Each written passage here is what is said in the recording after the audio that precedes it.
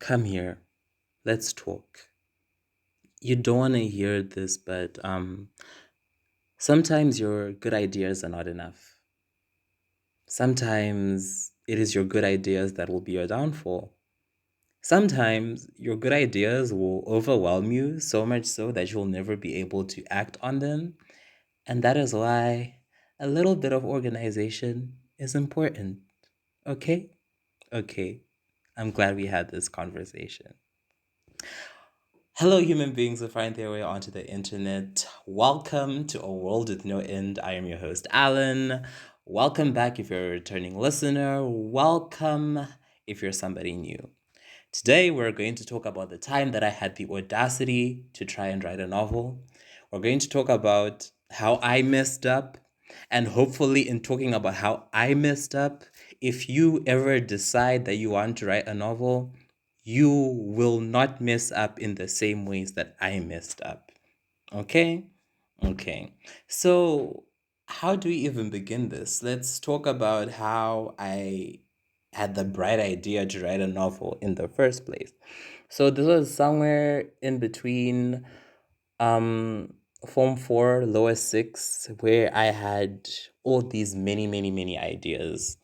So, I had been playing around with a story in my head, one that I had started working on earlier in O level that was supposed to be like just a one time thing that ended up becoming a continuation story in my l- English language examination.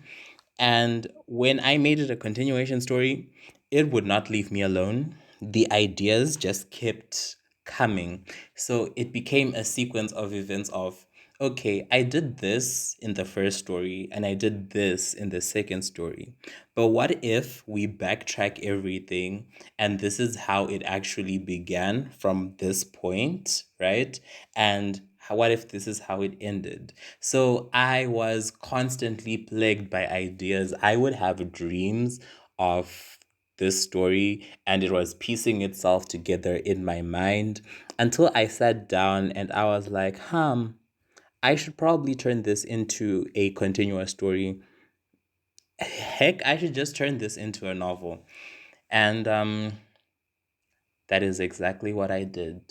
So I went to this teacher who I love, trust. I say love in the present tense because I still love that woman. Went to this teacher who I love, and I'm like, you know what, ma'am, I want to write a novel about XYZ. And bless her soul, she was very encouraging. Shout out to her because even when I don't follow through with my ideas, when I come in with my ideas and I'm just there to ramble, she will listen and she will find the logic in my ideas and how my ideas are supposed to pan out. Forever be grateful to have people like that. Maybe one day I will learn to follow through on some of the ideas that pop up in my head. Right. So after I got the little confidence boost that I needed from another human being, because some of us used to thrive on external validation, still do to some extent, we're working on that. But because we needed external validation to do certain things at that time, once I got the external validation that I needed, I grabbed this little book, and I quite literally mean little book. It was a 32-page book that I had stolen from one of the teacher's storerooms because, apparently when you're in lower six, you are trusted enough to go get your own books from the storeroom. That was a mistake. So, yeah, I had that little 32-page book and I started scribbling. So, because I had 7-ish months plus to think about characters, I began writing down my characters and who they were in the story, their role, how they impact the storyline. I am making it more detailed than it actually was in the moments of scribbling. In the moments of scribbling, it was just, this is character X. Character X is like Y, A, B, C, D, E, F, G, and they do this in the story. But like when I say it now, make it sound so much more refined than it actually was. I have my list of characters, their character analyses of sorts, and how they impact the story. I have my worlds because I am a fantasy child. Everything that I read or everything that I genuinely like reading is usually rooted in fantasy. This is not to say that there aren't things that I read outside of the genre of fantasy that I don't like, but like for the most part, if I really like a book, it's probably going to be one that is rooted in fantasy. So I'm a fantasy kid. I create my worlds. Think, and this is a very weird example, but think Winx Club. Yes. You know how there was Celeria, Andros, Zenith, Wada Wada Wada? Yes, that was me, except I can't really tell you what I had because what if you decide to take my ideas and then you finish writing a version of the book I never could? But I had my worlds. There was World 1, World 2, World 3, up to World 12, and how they all interacted and the specific characteristics of each world. I won't say the specific rules of how each world functioned, just a general characteristic. Like, let's say world 1 is the world of trees and tree magic. Yes, that was all I had. World 1, the world of trees and tree magic. Came up with names for my worlds. I had my worlds in place, and I created a sequence of events. Not like actually writing the story down, but I created a sequence of events that we are going to go from like chapter 1, which will have this prologue vibe, into this history of these worlds and how they came to be, into following the protagonist, because I was writing in the third person, which is also a mistake because I have always been more comfortable writing in first person narration. If I had to rank how comfortable I am writing prose, it's first person, third person. I have never attempted to write in the second person. I don't know how to write in the second person in the first instance. And also, when I was listening to this masterclass, I forgot who was doing it, but they were like, you know what? Very rarely does anyone write in the second person if their goal is to write a novel, and they could only cite one example. So, second person was out. So, I decided to challenge myself and write in the third person. Uh huh. So, we're there writing in the third person of we're now following the protagonist, etc., etc. And this is how the sequence of events is going to pan out up until the climax of the book, which is there. And this is how I want the book to end, with a semi open ending, because I wanted to resolve most of the conflicts within the book there and then. But then I wanted to leave room for other events because my over ambitious mind had already seen the sequel and what was supposed to happen in the sequel. So that is why it was a semi open ending, closing off some of the things here, but leaving open a certain set of events so that we can segue into book number 2. And my dumb self really thought that this was enough to carry me through writing an entire novel. Was I not wrong? Yo, I was wrong. Because here's the thing, as much as I had these skeletal yet functional ideas, there are things that I didn't have. For one, when you're writing about anything that has to do with magic, you have to consider power systems. So if you are like me and you are now geeking out over things that you should have geeked out over when you were younger, you know about hard magic systems, soft magic systems, and hybrid magic systems, right?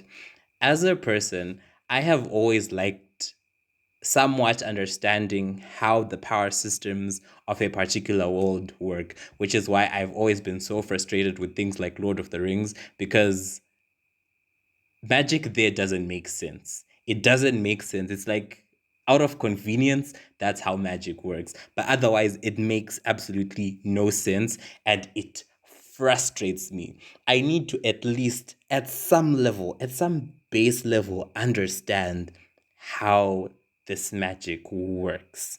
Okay? That's what I need. So, I was supposed to consider my power system. And I think subconsciously I did until I realized that after writing the first five, six chapters, moving on from chapter six, seven, going forward, I was leaning from this super soft magic system because so far I had been subconsciously using soft magic, and now I'm creating a hybrid system, and now I'm moving into hard magic systems, and it's just all over the show, and it started making absolutely no sense to me. Of which, if I had sat down and I had geeked out over all of this when I was supposed to geek out over it, and really planned out my power system the way I have been doing for the last 2 hours prior to recording this, I really would have been better off because I would have avoided this scenario of I'm reading through the first few chapters that I've written and I'm like, uh-huh, uh-huh. Then I start seeing the rules changing all willy-nilly. And that was poor planning. So yeah. hmm That was a mess of its own. Then the other thing that I did that I shouldn't have done was write as much as I possibly could based on how inspired I was at the moment. Because here's the thing, when you are writing as much as you can because you are inspired to write, because you're also going through writer's block and you're going through school and so many other things, and you're just trying to do as much as you can, you're going to have spelling and grammatical errors. And then you're going to write two, three, four chapters, maybe five. Then you're going to sit down and look over your own work. Side note, I hate looking over my own work. Even with this podcast, whenever I record, re record an episode and I really think that something is cringy, it makes me reluctant to re record again because I'm like, what if I make the same mistakes again, etc., etc. So the more I look over my work, the more I become a perfectionist, which is why I usually tell myself, Alan, whatever happens, happens. Once you get to the 6:30 recording, you are using that, whether it's perfect or not. That's a rule I set up with myself. But when I was writing, I was just going and going and going. And then I would go back to it all and I would see all of these grammar errors, spelling errors, and it was a struggle looking over all of it and resisting the urge and temptation to just erase everything and start all over again. But also knowing that because I didn't erase everything and start all over again, I am going to have to face this at some point again. So it would have been better for me to slow down, take it a chapter at a time or something, review that chapter, fix the errors that I could see, then go to someone who I trust to read over what I have fixed so that I can fix that which I didn't see that they saw, and minimize the chaos in my mind of having to think about, okay, I've written this much fair and fine, but I probably have to go back and fix everything. So yeah, that was another miss. The other miss was underestimating how weak my vocabulary had become. I'll tell you a funny story. When I was in upper six, I wrote this story for an allied arts competition. And the long and short of it is the adjudicator said my story was boring because it lacked certain elements that make a story exciting. And of course, they didn't say that it was boring, but like when you translate their commentary, it means that what I wrote was boring, right? So because I had not written for so long and I also hadn't been reading, my vocabulary and my ability to use language significantly decreased because I was always a better writer when I was a avid reader, because when I was an avid reader I was taking in other people's writing styles, seeing how they worked with words, etc., etc. Then I just chose to start writing a novel after not having read anything, like not even a 3-page story, not even a 1-page story. I hadn't read anything in like 7, 8 months. And then I decide that I want to write a novel.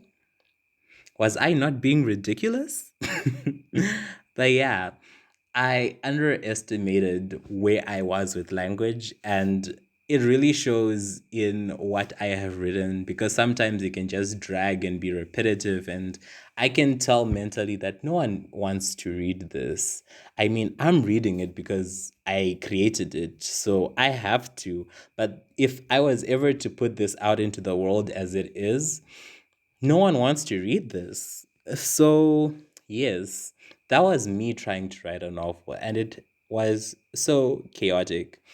I truly hope that I will be able to finish this someday, but that requires me to find the strength and the courage to open what is there, accept that it is not what I want it to be, and start typing anew, like going through it, fixing it, and typing anew. Not like even just fixing what is there, like fixing it in a new document, essentially rewriting the whole story and creating a second draft of that book, whose title shall not be said, because I am not ready for it to be said again. Because yeah, it chaos, chaos.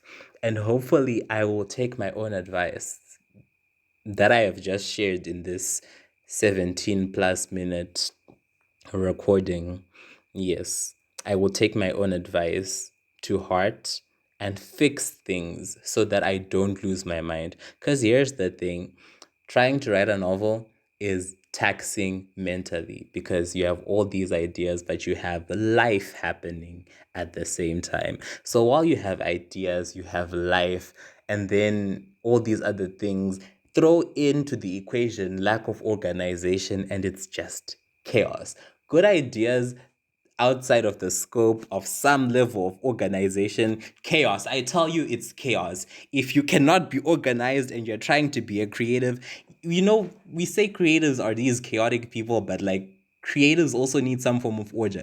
Chaotic order, but order nonetheless. Because once you lose a certain level of order, it's not going to work. It's not. So, hopefully, I will be able to fix this, because at the very least now I'm thinking about, okay, this is how I want my power system to be. I haven't perfected it, but I've sort of like started working on refining it and explaining how the magic in my universe works. And I've also been doing reading into hard and soft magic systems and how they work, elemental magic systems, the advantages and disadvantages of each. So once I work out my power system, I will revisit my characters, because some of them really have no plot. If I'm honest with myself, I'll revisit my characters and find them plot, and how they truly work into the story. Because truly speaking, of all the characters that are in my 25 chapters, or 24 chapters at this moment, only 5 of them have true plot and true depth of character. And the novel has introduced, like, I think 15 characters. So, as you can see, 5 out of 15 characters are the only ones with plot. No, that will not work out. So, after the power system, I'm going to revisit my characters. The story, I think, is still fine. It just needs me to be serious about how I'm going to write it. But yeah, thank you for listening to me ramble about my attempts at writing a novel and how not to do it.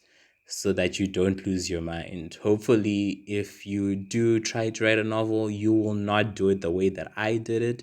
But yeah, thank you so much for being here, and I'll see you again on the next one.